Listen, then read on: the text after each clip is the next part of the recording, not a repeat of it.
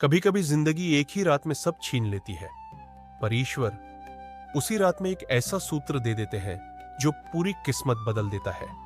और आज जो कहानी तुम सुनने वाले हो, यह सिर्फ कहानी नहीं, एक संकेत है, शायद तुम्हारे लिए भी। एक लड़का था, शौर्य, दिमाग तेज, दिल साफ, पर किस्मत उसकी दुश्मन। एक झटका, एक घटना और सब खत्म। उसकी नौकरी चली गई, उसका व्यापार डूब गया, यहां तक कि किसी ने उस पर झूठा आरोप लगा दिया। परिवार ने मुंह फेर लिया, दोस्त दूर हो गए, और एक रात, सबसे दुखद रात, वह सड़क पर वृंदावन की ओर चलता हुआ मिला। न जाने क्यों वह थक चुका था, हार चुका था। उसके दिमाग में बस एक ही आवाज थी, अब कुछ नहीं बचेगा।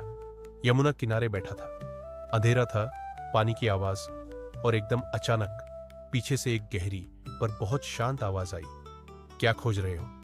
वो चौंक गया, पीछे देखा, पर कोई नहीं। उसने सोचा वहम होगा। कुछ ही पल बाद फिर वही आवाज। जहां जवाब मिलता है वहां कोई नहीं होता। अब वह डर गया। वह उठने ही वाला था कि एक रोशनी सी उस पर गिरी, और उस रोशनी के साथ एक व्यक्ति धीरे धीरे पास आए। प्रेमानंद महाराज। लेकिन यह सामान्य मिलन नहीं था।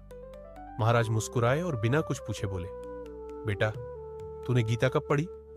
शौर्य रोकर बोला, महाराज, मेरी जिंदगी में अब कुछ नहीं बचा। महाराज ने गहरी सांस ली और बोले, यही तो भूल है।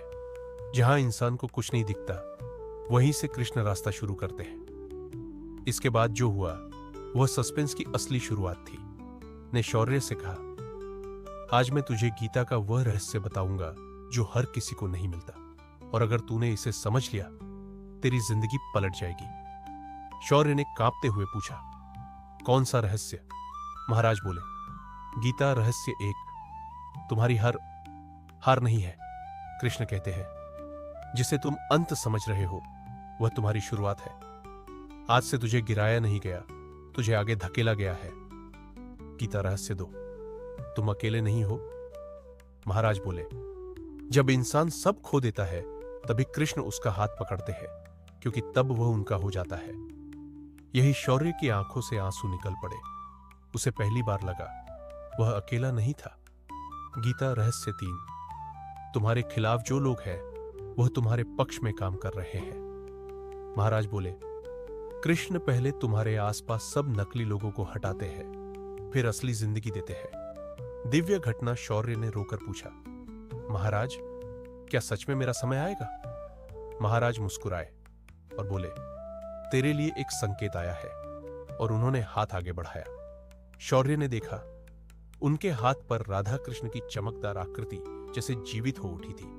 उसी क्षण यमुना का पानी हल्का सा चमका, हवा का झोंका आया, और ऐसा लगा जैसे किसी ने उसके कंधे पर हाथ रखा हो। शौर्य का पूरा शरीर एक तेज ऊर्जा से भर गया। महाराज बोले, अब तू गिरा नहीं, तू जन्मा है।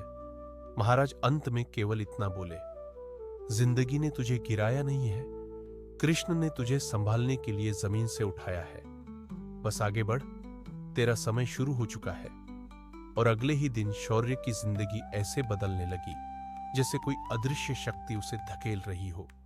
अगर ये कहानी तुम्हारे दिल तक पहुंची है तो समझ लो ये तुम्हारे लिए भी एक संकेत है, कृष्ण का संकेत। अभी हार मत मान, तेरा समय आने वाला नहीं, शुरू हो चुका है।